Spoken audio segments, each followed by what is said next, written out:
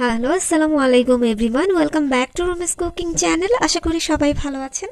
আর আজ আমি চলে এলাম দারুণ মজাদার স্বাদের একটি পায়েসের রেসিপি নিয়ে। আর এই পায়েসটি আজ আমি তৈরি করে দেখাবো গুঁড়া দুধ ও লিকুইড দুধ দিয়ে। তো চলুন শুরু করি আমাদের পায়েসের রান্না। পায়েস তৈরি করার আগেই বলে নিতে চাই, আমার চ্যানেলে যারা সাবস্ক্রাইব করেননি তারা আমার চ্যানেলে সাবস্ক্রাইব করুন এবং পাশে থাকা বেল আইকনটিতে প্রেস করে দিন, যাতে করে আমি নিত্য নতুন সব ভিডিও আপলোড করার সাথে সাথে আপনারা নোটিফিকেশন পেয়ে যাবেন এবং নতুন ভিডিওগুলো আপনারা দেখতে পাবেন। তো আমি এখানে পায়েসের জন্য 2 লিটার পরিমাণ দুধ নিয়ে নিয়েছি। দুধটাকে আমি এখন জাল দিয়ে ঘন করে নেব, অর্থাৎ দুধটাকে আমি 2 লিটার থেকে 1.5 লিটার করে নেব। তো দুধটাকে আমি নেড়েচেড়ে জাল করে নিচ্ছি, অপেক্ষা করব বলক আসা পর্যন্ত।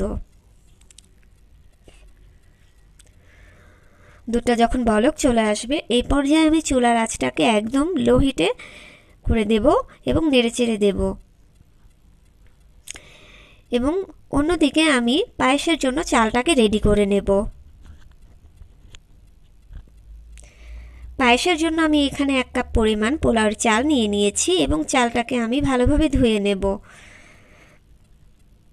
আজ আমি চালটা কিন্তু দুধের মধ্যে ছেড়ে দেব না, আমি আজ চালটাকে আলাদাভাবে সেদ্ধ করে নেব। তাই আমি চালটাকে খুব ভালোভাবে ধুয়ে নিচ্ছি। যেহেতু চালের পরিমাণ 1 কাপ, তাই আমি এখানে প্রায় 4 কাপ পরিমাণ পানি দিয়ে চালটাকে সেদ্ধ করে নেব, যাতে করে চালটা খুব ভালোভাবে সেদ্ধ হয়। তো আমি চালটাকে ভালোভাবে ধুয়ে নিচ্ছি। ধুয়ে পর্যাপ্ত পরিমাণে পানি দিয়ে আমি চালটাকে চুলায় বসিয়ে দিচ্ছি এবং স্বাদমতো লবণ দিয়ে দিচ্ছি। অপেক্ষা করব চালটা ফুটে ওঠা পর্যন্ত। চালটা যখন একটু ফুটে উঠবে তখন আমি চালটাকে নেড়ে চেড়ে দিচ্ছি। অপেক্ষা করব বলক আসা পর্যন্ত। চালটা যখন বলক চলে আসবে দেখুন, দেখতে ঠিক এরকম হবে এবং চালটা ফুটে উঠলে পরে আমি একটি ডাল ঘুটনির সাহায্যে চালটাকে ভেঙে দেব।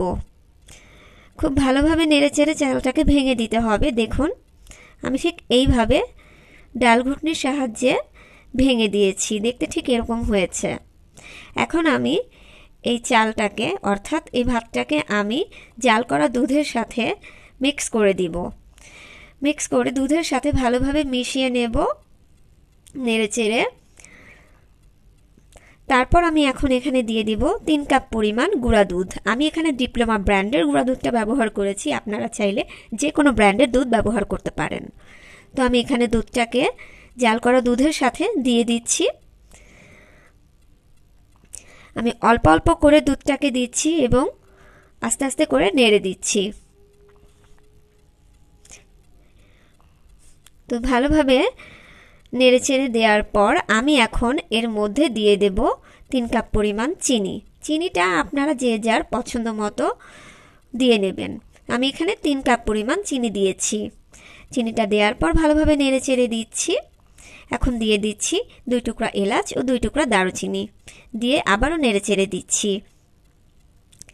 এই পর্যায়ে নাড়াচাড়া কিন্তু বন্ধ করা যাবে না, এতে করে তলায় লেগে যেতে পারে এবং পায়েসটা অনবরত নেড়েচেড়ে যেতে হবে, যাতে করে নিচে লেগে না যায়। পায়েসটা নাড়তে নাড়তে যখন ঘন হয়ে আসবে তখন দেখুন পায়েসটা যখন আমি নেড়েচেড়ে নিচ্ছি তখন এই যে এরকম ঘন হয়ে এসেছে, একদম ঘন থকথকে হয়ে আসবে, তখন আরও একটু জাল করে শুকিয়ে নেব। তো আরও কিছুক্ষণ জাল করে নেওয়ার পর ঠিক এই পর্যায়ে ঘন থকথকে হয়ে এসেছে। দেখুন দেখতে ঠিক এরকম হবে। তো পায়েসটা যখন দেখতে ঠিক এরকম ঘন থকথকে হয়ে যাবে তখন আমি চুলা থেকে নামিয়ে নেব।